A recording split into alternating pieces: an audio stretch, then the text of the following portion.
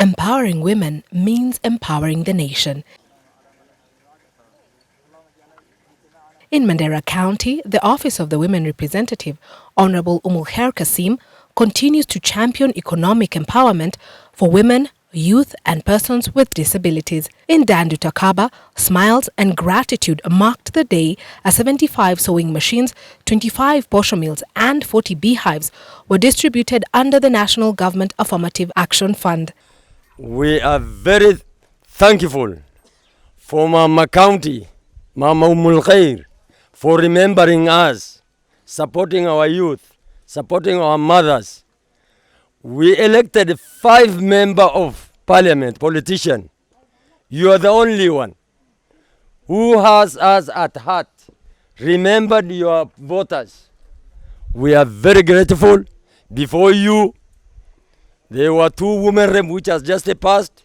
We have never witnessed such. This initiative targets the most vulnerable, offering them tools not just to survive, but to thrive through skills development, job creation and income generating activities.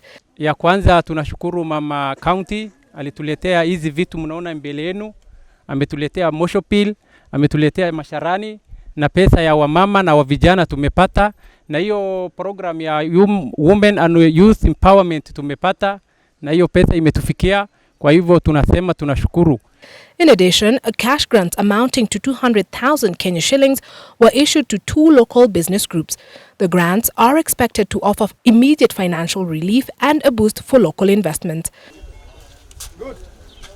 Youth ya Dandu West wamepata cheki yao ndio hiyo 100,000 kutoka kwa mheshimiwa. Tunashukuru mama ya county ambaye ametuletea hizi bidhaa. Hii ni Psoho mill tumepata, tumeshukuru.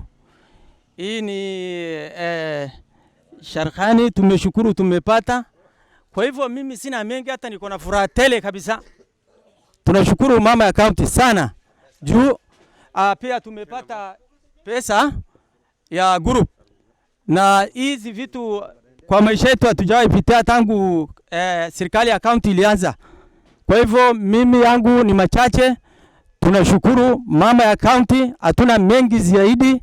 Kwa hivyo mimi namwambia madam tano tena. This is not the first time that Honorable Umulkhair is extending a helping hand. Her office has previously donated a generator to support irrigation, restocked livestock during drought and implemented various women empowerment programs across Mandera. As more women rise to positions of leadership, Honorable Umulkhair remains on the front line, advocating for women's rights, with her track record suggesting that one day Mandera might just be ready to witness its first woman governor. Caroline Kimasha, Takaba, Mandera.